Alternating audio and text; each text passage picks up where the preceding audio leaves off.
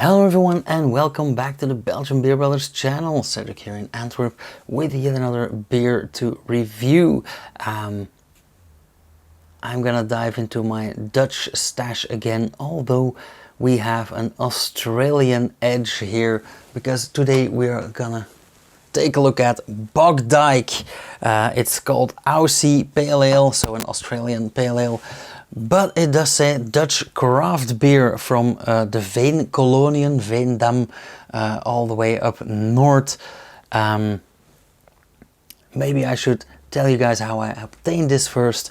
I wasn't always working in chemicals, as some of you know. I used to be a brewer for Duvel. And after that I got to work for Nippon Gases, which is a Japanese company that is specialized in gas production, but not the gas as you know it, so not like heptane and pentane and butane, but I actually distilled air. What did we do with that air? We separated that in oxygen and nitrogen and argon, but also some carbon dioxide. And one of the things that we did was deliver carbon dioxide and or nitrogen to breweries. And I was in production. I mainly did the nitrogen and the oxygen. That means that I had to travel for work sometimes, because we used to have seven factories that we operated from one control room, and one of those was way up north in the Netherlands, near Friesland. But of course, if you have to travel one way 3.5 hours, the commute is killer, so we had to stay the night. And at a certain point my boss knew I was working with beer a lot, so he settled me in Brouwhotel Parkzicht, Brouwhotel Parkview, and that was actually exactly what it said, a brew hotel. So it was a hotel with a brewery built right in, a beautiful copper installation. And next to the brewery there was this small bottle shop. The brewery had its own brand, its own beer brand called Bogdike. And why do they have this Aussie Pale Ale and why is it Bogdike? Well, Bogdike because bog is like veen. Veen is bog. Bogdike is where it's located. But it also linked back to the home of the brewer, and the brewer is a Australian migrant who settled in Holland, or the Netherlands I should say. So he brewed an Aussie Pale Ale inspired by the sun of his home country. Of course, I wouldn't be me if I didn't have the correct glass. And every time I say something like that, I hear Thomas Hogendam say hashtag proper glassware. So, hashtag proper glassware. This bottle, well, it is a standard long neck bottle. Unfortunately, single use. A plain bottle cap, but the bottle does give us some information. First off, I kind of like this label, the lime yellow green, let's say, same palette as a lime for the text and the background, covered with a Australian flag, and in a very opaque way it has the Bogdike logo over it. It is called craft beer from the Veenkolonies. It has a little bit of text about the hotel here, but I urge you to visit the website if you want to know anything more about them. But the beer, or the label, also tells us a lot about the beer, which I find very fun because I don't have to learn it by heart. Australian Pale Ale, inspired by the sun. This sparkly Australian Pale Ale is a real thirst quencher with a taste evolution and lovely fruit tones, drinkable all year through. Ingredients: water, pilsner malt, pale malt and wheat, Galaxy hops and Winxer yeast. So they even list the yeast, which I absolutely love.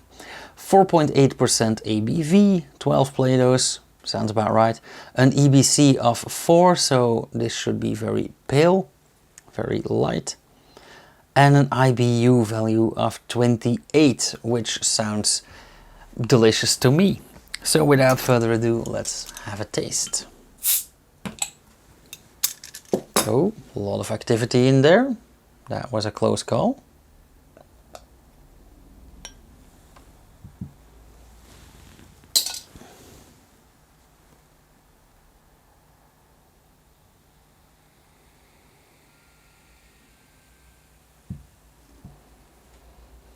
This is extremely light, but of course an EBC of 4. Also extremely carbonated. I can't pour this at all for the life of me. Okay, color. Slightly orangey, pale, straw yellow. Even has a pinkish tone to it. Not exactly the color I would expect. A lot of foam, slightly off-white, white to off-white foam. Looks very nice. Quite dense as well.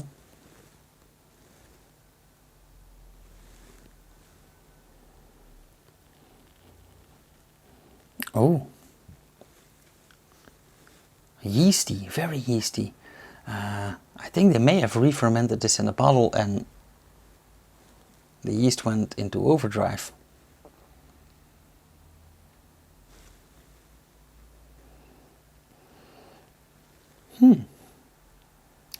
Fruity. Bitter, hoppy. Now, I have heard the name Galaxy hop. I'm certain that I have had beers with Galaxy hops, but I do not recall which ones or whether I liked it or not. Let's have a taste. Cheers.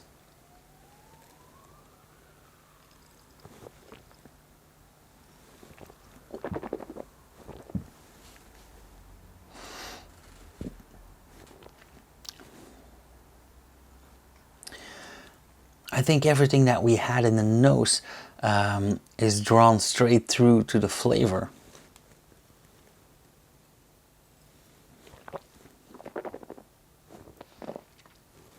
Quite carbonated. They didn't lie, it has a lot of fruity tones, a bit of dried fruit, but not like in a dark Trappist, for example, just a bit nutty actually. Yeah, rather nutty than dried fruit. Still quite yeasty, and I think that the yeast and the hops go hand in hand here, but for me personally it's a bit thin. So thirst quenching, yes. Flavorful, yes. Mouthfeel rather thin.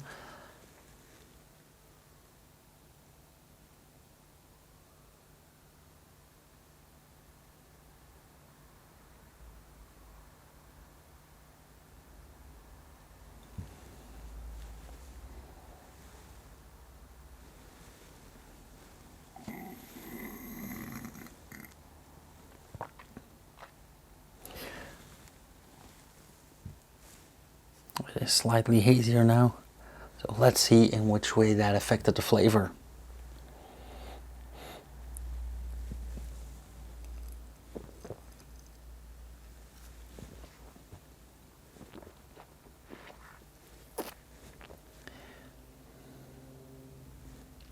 Yeah, pretty much the same. So to round things up, it's a nice beer. I think it is, as promised, a thirst quencher. It is slightly bitter, but it has a lot of Belgian influences, I would say. So very, very yeasty, a bit fruity, a bit bready as well. Do I like it? Most certainly. Would I order a second one? Nope. They have like 10 more beers. So if this was my first one, I would be very eager to try the rest, because this is nice, but not really that special. Now bear in mind this is a 4.8% ale, so this is basically an equivalent to a crisp lager, and I think that is what I would have liked more than this, to have a nice crisp lager in this alcohol range. Nonetheless, not bad at all, and I like the glass as well. I am not a big fan of this color, but that doesn't do anything about the taste. So I would say this is a 3 for me. Yeah. Okay. As usual, thank you guys so much for watching. If you like this video, hit a thumbs up, leave a comment down below. If you want to see more, subscribe and hit the bell icon so you'll get notified whenever I upload something. And if you want to support this channel, share a video, visit the Patreon page, buy some merch, whatever, spread the word. And I'll see you guys in the next video. Cheers.